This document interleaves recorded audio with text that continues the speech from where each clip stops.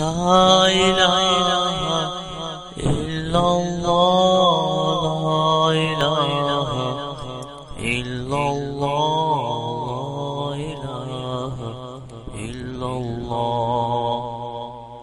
بسم اللہ الرحمن الرحیم. عن ام کلثوم رضی اللہ تعالی عنہا قالت قال رسول اللہ صلی اللہ تعالی علیہ وسلم ليس الكذاب الذي يصلح بين الناس فينمي خيرا او قال يقول خيرا. رواہ البخاری. نبی کریم صلی اللہ علیہ وسلم نے ارشاد فرمایا وہ شخص جھوٹا نہیں ہے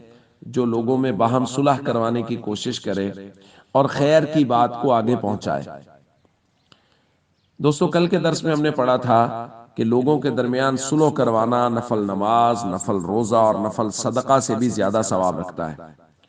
اور آج نبی کریم صلی اللہ علیہ وسلم کی یہ حدیث ہے کہ حضور فرما رہے ہیں اگر صلح کروانے کے لیے یعنی دو ناراض لوگوں کے درمیان صلح کروانے کے لیے تھوڑی بہت بات اپنی طرف سے بھی کرنی پڑے، یعنی وہ بات ہوئی نہیں ہے، دو لوگ ناراض ہیں تو ایک کو جا کے کہا آپ کے بارے میں تو وہ آپ جس سے ناراض ہیں وہ بڑے اچھے خیالات رکھتے ہیں، میری ان سے بات ہوئی، وہ کہتے ہیں یار وہ اچھا آدمی ہے، بس اس بات پہ ہمارا اختلاف رائے ہو گیا ہے، ویسے وہ بڑا اچھا آدمی.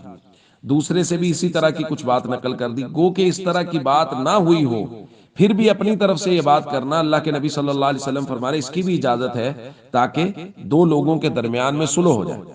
بعض لوگوں کی طبیعت بڑی عجیب ہوتی ہے، وہ جا کے جو اچھی باتیں ہوتی ہیں وہ کم نقل کرتے ہیں اور جو بری بات ہوتی ہے وہ زیادہ نقل کر دیتے ہیں. بس اوقات کسی مجلس میں بیٹھا انسان اپنے دوستوں سے بے تکلف جس سے ناراض ہے اس کا گلہ شکوہ کر رہا ہوتا ہے تھوڑا بہت، تو اس میں کوئی سخت لفظ بھی استعمال ہو جاتا ہے تو وہ تو مجلس کا لفظ ہوتا ہے، لیکن اس کو بھی آگے جا کے نقل کر دیں جی وہ تو آپ کے بارے میں یہ لفظ بھی بول رہا تھا، تو اس لفظ سے لڑائی اور زیادہ بڑھ جاتی ہے. تو اس لیے کلمہ خیر نقل کریں کہ جی وہ آپ کے بارے میں یہ بھلی بات کر رہا تھا، وہ تو کہہ رہا تھا یہ بڑے اچھے آدمی ہیں، بس ہمارا اختلاف رائے ہو گیا.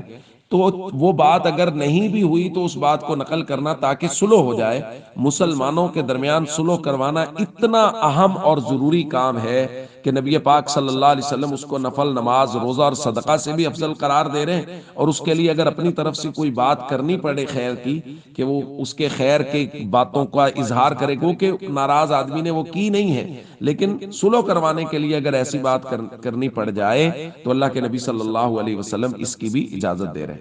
اس لیے ہم سب کو چاہیے اگر کچھ مسلمان ناراض ہیں تو ان کے درمیان صلح کی کوشش کرتے رہیں. السلام علیکم ورحمۃ اللہ وبرکاتہ.